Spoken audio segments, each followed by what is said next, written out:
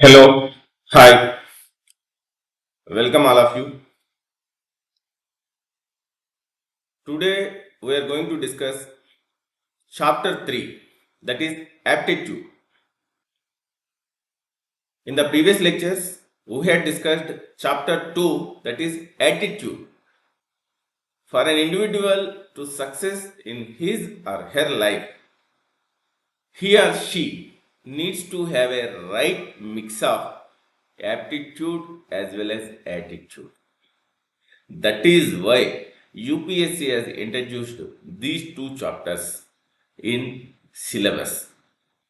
In this lecture, we are going to discuss the topics like aptitude and foundational values for civil service, integrity, impartiality, and non-partisanship. So first of all, we will see what is aptitude. Aptitude is basically talent. It is a natural ability to do something. So it is inherent to an individual. We say inborn talent. Even it can be nurtured also. We learn so many things after we are born.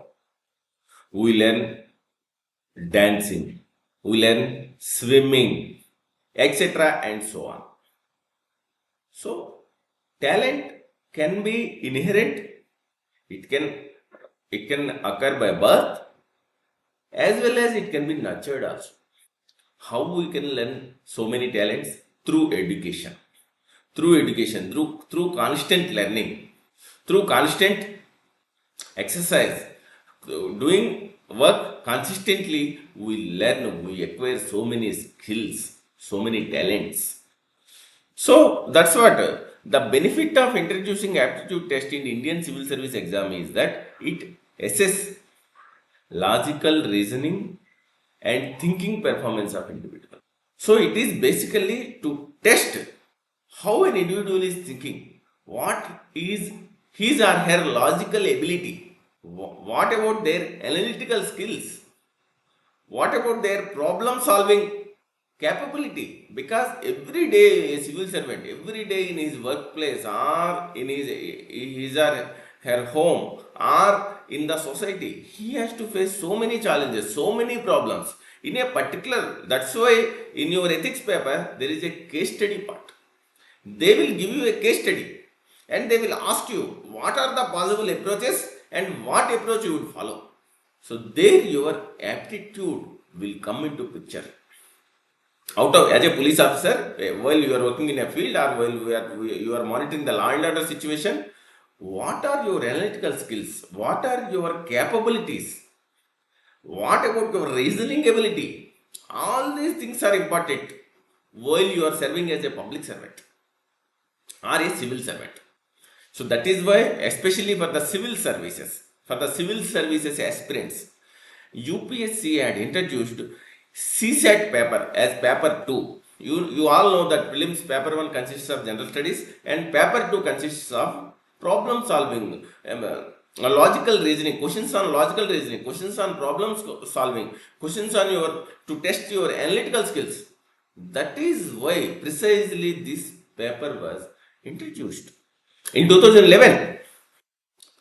That is why I have been telling you very repeatedly that your chapter 2 attitude and your chapter 3 aptitude, the right mix of aptitude and attitude, both are necessary.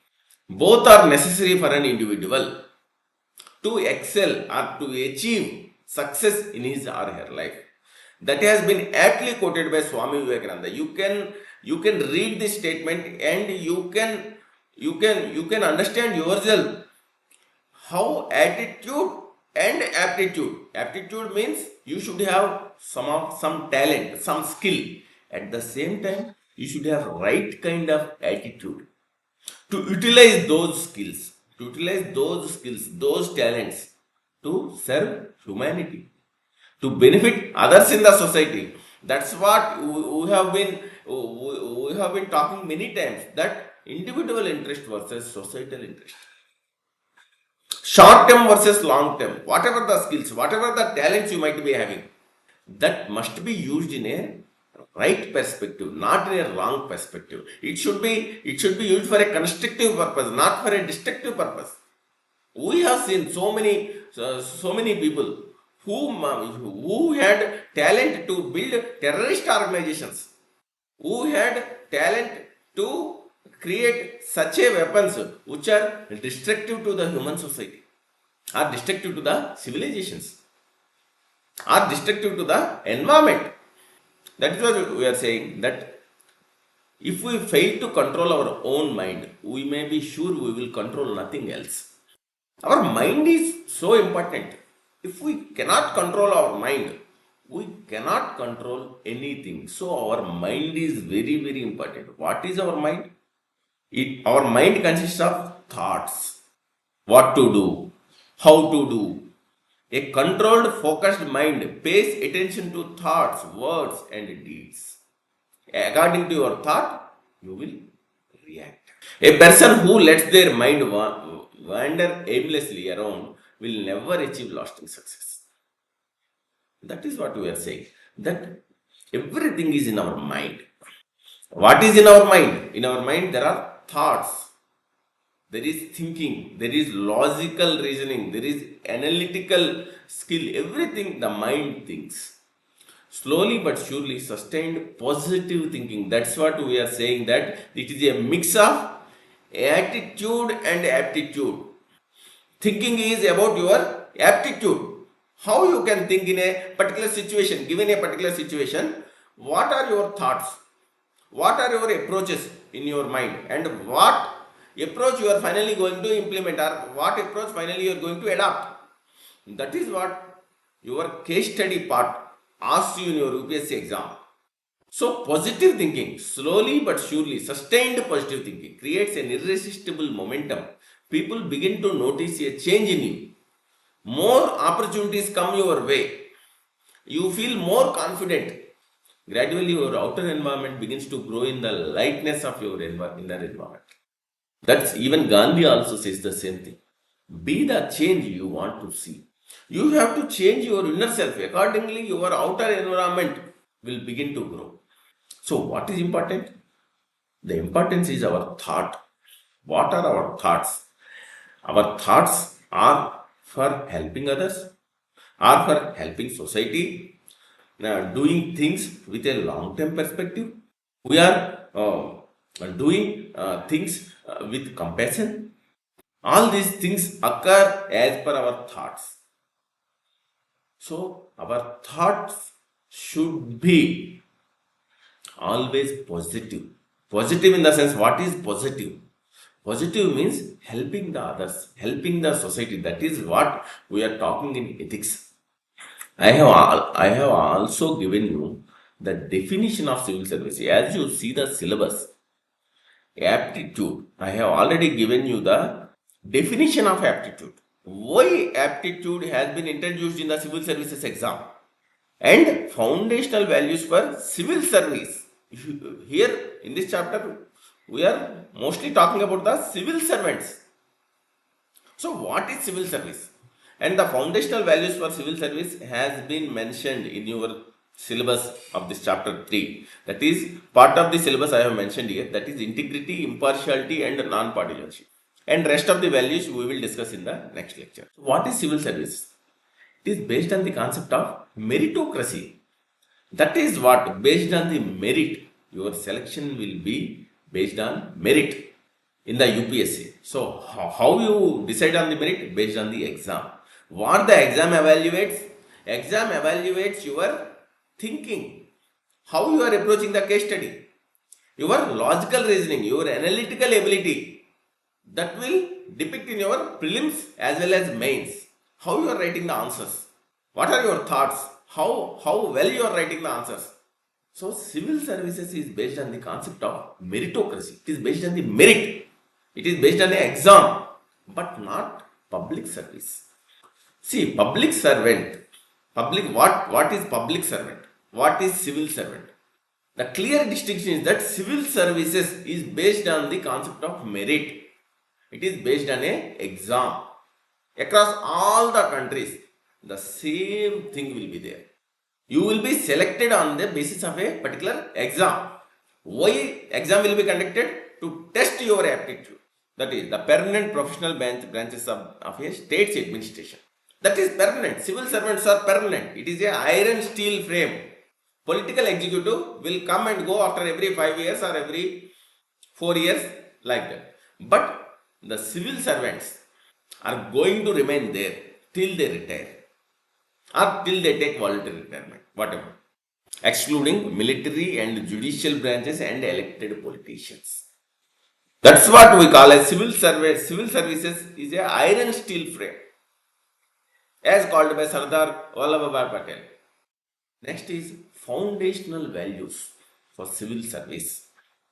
So, what are the foundational values for civil servants? As I already told you in the previous slide, that civil servants are selected, not elected, based on a exam. It is based on meritocracy. So, what are the values? Nolan Committee of UK, they have prescribed certain values, and Indian Constitution and Indian values for civil services are mentioned in our syllabus. In our chapter 3 syllabus, all the foundational values for civil services has been mentioned.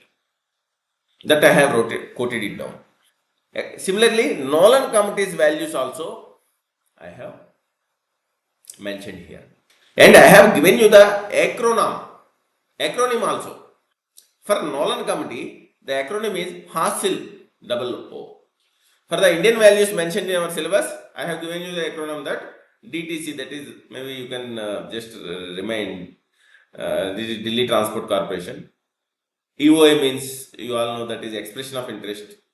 Means Delhi Transport Corporation is going to float an expression of interest or public tender. That's what we call expression of interest. So DTC EOI. EOII. So what is DTC EOII? D means dedication to public service. What is T? Tolerance. What is C? Compassion towards weaker sections. What is E? Empathy. What is O? Objectivity. What is I? Integrity. What is another I? Impartiality and non-partisanship. So that is the acronym. All these things are part of your syllabus. So what are the values mentioned in the, what are the values as per Nolan Committee of UK? That is HASIL double O. HASIL means, as you all know, it is an achievement in Hindi. So what is H? Honesty. What is A? Accountability. What is S? Selflessness. What is I? Integrity. What is L? Leadership. O? Objectivity. O? Openness. There is a difference between the Nolan Committee values and Indian values mentioned in our syllabus that has been asked by UPSC in previous year questions.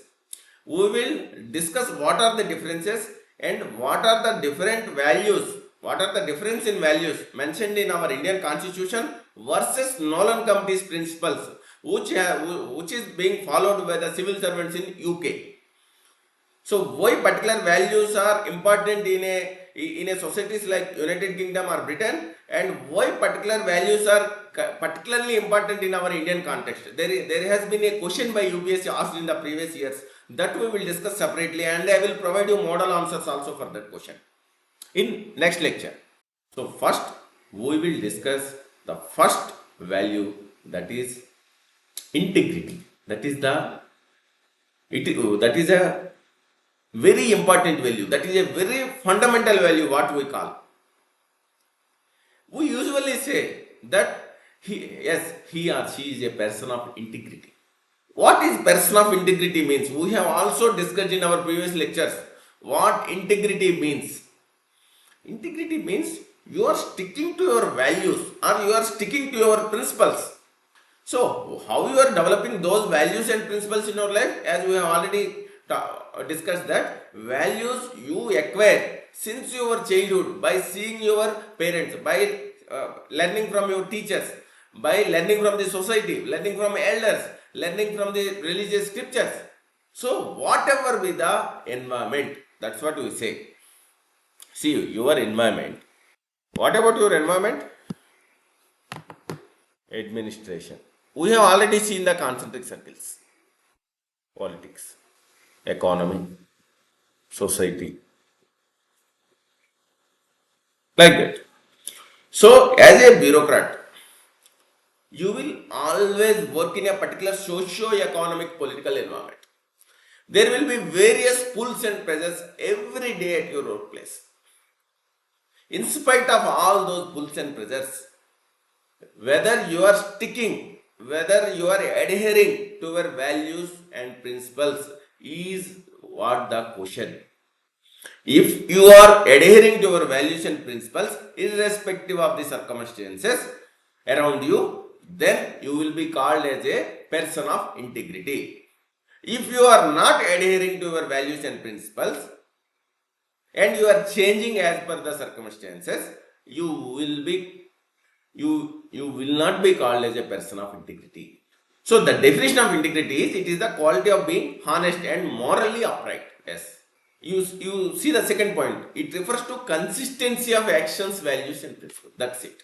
Whether you are adhering to your values and principles. Your values and principles are inside you. You have been learning those values and principles, or you have acquired those values and principles from various things since your childhood. According to Ayn Rand, integrity is all about loyalty to rational principles. That is, I will do what I say I will do. So it is clear. As per your values and principles, your thoughts will develop, and as per your thoughts, your actions will be there. So there is a alignment between your words, deeds, actions, thoughts. There is an alignment between your thought, your action, your word, your deed. There is a link. There is an alignment. Integrity is the cornerstone of good governance. It is the most essential attribute of a welfare state. It is very, very important. For a good governance, you all know what is good governance. And who are all the players? While discussing good governance, who are all the players? Good governance talks about efficient and effective state administration along with responsible private sector, responsible civil society. Ultimately, to benefit the society or to benefit the whole civilization or whole humanity as a whole. That is what the concept behind good governance is. So, integrity is the cornerstone of good governance, because whether you are as a civil servant, whether you are in a private sector or whether you are working in an NGO, all the time you should be guided by your values and principles irrespective of the circumstances around you. There may be various pulls and pressures by the corporate, there may be various pulls and pressures by various sections of the society, like in India there are various castes, various religions.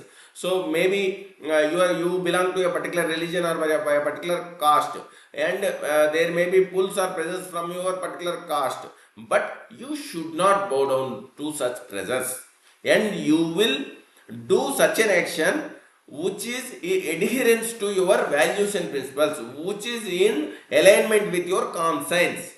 So it is the most essential attribute of a welfare state. That's what we are saying. What is welfare state? What is welfare state? The welfare state always thinks about the bringing maximum welfare to the maximum people. That's what we talk about in utilitarianism. Earlier theories, in the previous lectures, we have talked about the various ethical theories. So welfare state always talks about maximum welfare to maximum people.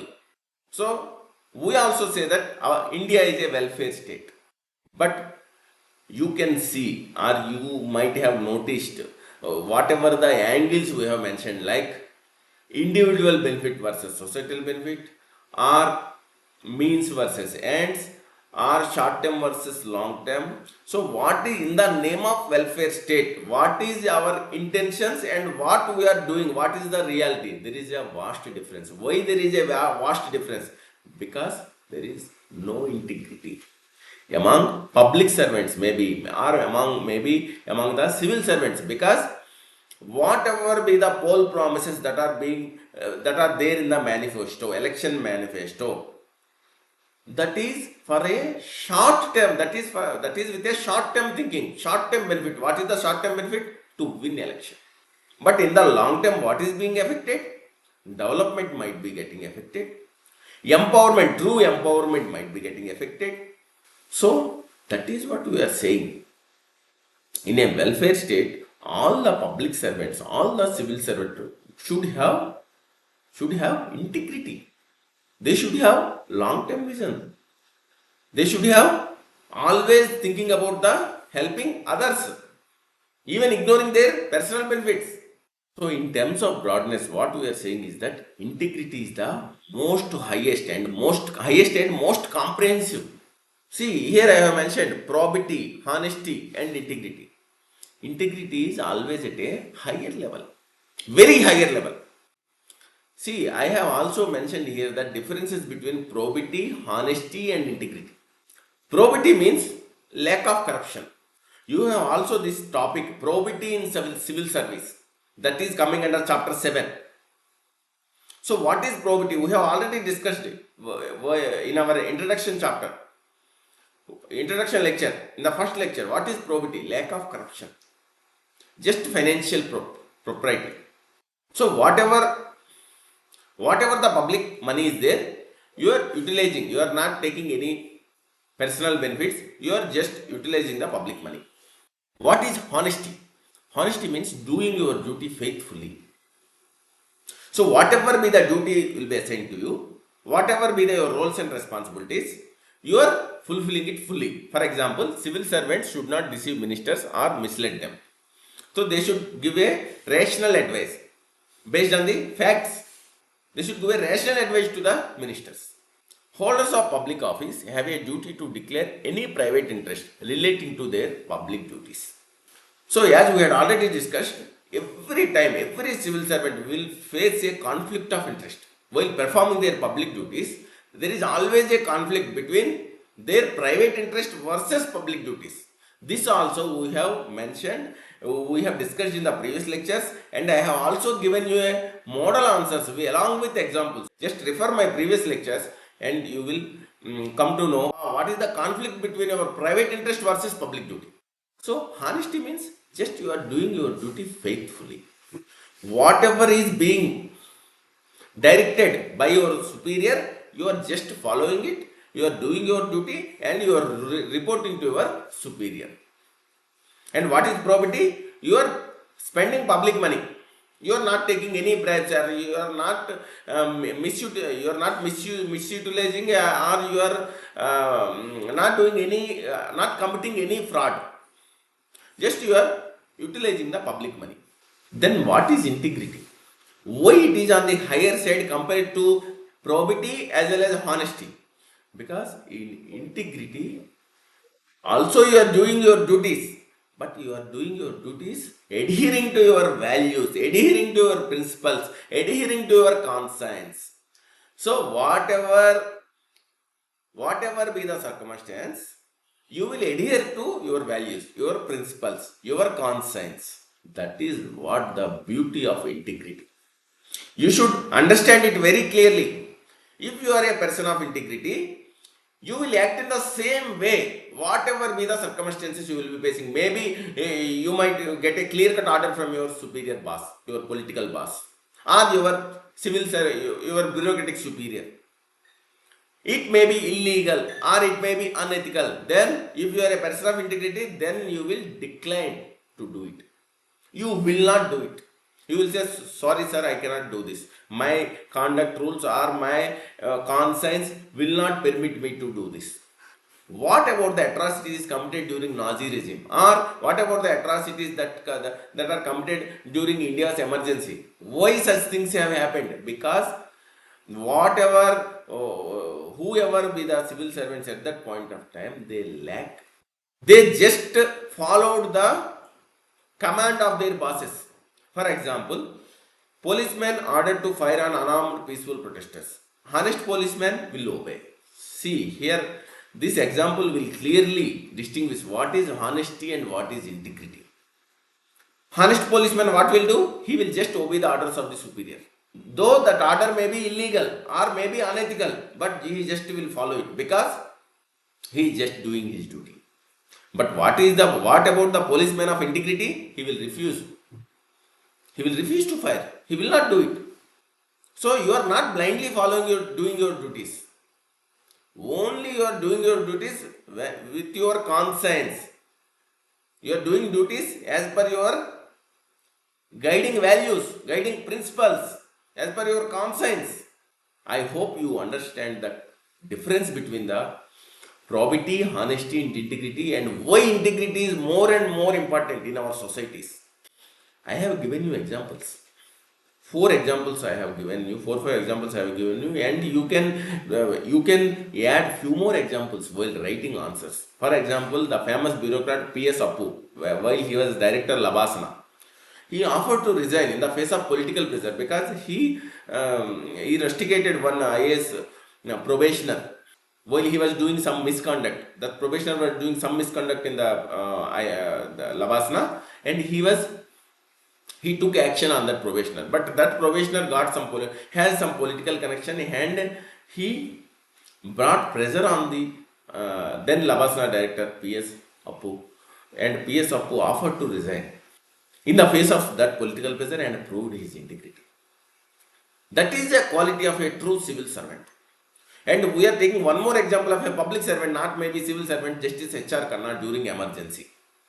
He adhered to the constitutional values, and he delivered landmark judgments on emergency. Even though he was due for the post of Chief Justice of India, he was denied by then Prime Minister Indira Gandhi.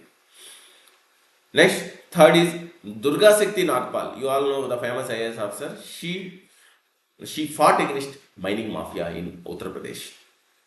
Fourth, these two people, these two great souls, they have died while doing their duties with integrity. Shanmugam Manjunathan and Sachendra Dubey, you can search for them in the internet. You will get their stories. You all know Shanmugam Manjunathan was an IOCL employee. He was a former alumni of IIT and IIM. And Sachendra Dubey, he was working in NHA, and he unearthed certain fraudulent activities in NHA. For that, they both were killed by mafia. So, how to inculcate integrity? This is very, very important. Many times UPSC has asked this question: how to inculcate integrity among civil servants? Through training. That is what the training at Labasana and training at various civil services academy, IPS, IRS, various academies, they talk about integrity in training, curriculum, training courses. Similarly, with carrot and stick policy, with institutions, with laws, rules and regulations. Like we have already talked about Japanese societies, where there will be Japanese, or you take the Singapore society, where if you are doing any corrupt activities, you will be punished very heavily. On the other side, if you are doing good activity, you will be praised. You will be given respect in the society. So that's why we say that there are various professional codes, organizational codes. For doctors, there is a different code. For lawyers, there is a different code, and so on and so forth. Third is second ERC, Second Administrative Reform Commission, also recommended setting up code of ethics for all departments of the government. It will have a broad principle that all participants have to follow certain principles, and its reports will be evaluated by the HOD. Whoever be the secretary, he will evaluate how employees are, whether employees are adhering to the code of ethics set by the department or not. But code of ethics will not have any penal provisions. It is just to create a peer pressure, social pressure, public pressure. Next is integrity testing. In certain countries like United States, they select a random sample officer and try to bribe him. For example, in the New York Police Department, this usually happens. So, everybody will be on their toes, that they will be very cautious because the deterrent value is high, because all officers are afraid that maybe whosoever is offering him or her bribe, maybe they might get caught. So, integrity testing, that's what they call it in USA. So all the points here I have noted it down. You have to just by heart them, you have to just understand them, and you have to produce them in your answers while writing the UPSC while writing in the examination hall, because this question will be repeated in one or other form and have been asked many times. How to inculcate integrity? That is the most important aspect, because there is a lack of integrity among most of the civil servants, most of the public servants. So how to inculcate integrity? By all these points you can read through training, through institutions, through laws, rules, regulations, what we call as LIP framework, legal institutions and policies. You have to create certain institutions, that is, those institutions shall be given sufficient powers to proceed against the corrupt officers. You have to create laws. We have laws like PC Act, Prevention of Corruption Act, and various at state levels there is anti-corruption bureaus in every state, and there are lokaayuktas in many states, and various rules and regulations, so that they may act as a deterrent, and everyone working in the government will be afraid to take bribes, to do corruption. That's what we say. If a young recruits first posting is made under an honest officer, then he is more likely to remain honest for the rest of his life because of mentoring by a good role model. Today, we lack such role models in bureaucracy. We lack such role models even in politics also. We lack such role models in judiciary also. We lack such role models in military also. That is what inculcating integrity among all the employees, be in a government sector, be in a private sector, be in a military, be in a politics, everywhere inculcating integrity. That's why ethics curriculum should be introduced in all the state government sector. Ethics should be introduced in the curriculum across all state governments. It should be taught. Integrity, values, principles should be taught to students since from their childhood, so that they will inculcate integrity among themselves. So, just I have given you one case study about the Singapore civil service. It is widely regarded as one of the most efficient and uncorrupted, the high standard of discipline and accountability. How? So, because Singapore civil service or Japanese civil service, how they are efficient and uncorrupted? Because the society also treats them in the same way. Civil servants are not different from the society. That is what we are saying, that every state government should introduce ethics syllabus in their curriculum, and it should be taught to children since from their childhood to create ethical societies. If society is ethical, then civil servant will also be ethical. We should not only blame civil servants, because civil servants are also coming from the same part of the society. So, we have to reform our societies. We have to reform our politics. We have to reform our economy. We have to reform our administration. We have to make reform in judiciary. We have to make police reform. That's why all-round reform in every sphere is necessary. Not only reform in civil services. Reform in civil services should be supported by reforms in all other areas. Next is impartiality and non-partisanship. This we will discuss later. And we will also discuss model answers as well as previous UPSC questions in the next lecture. Thank you all.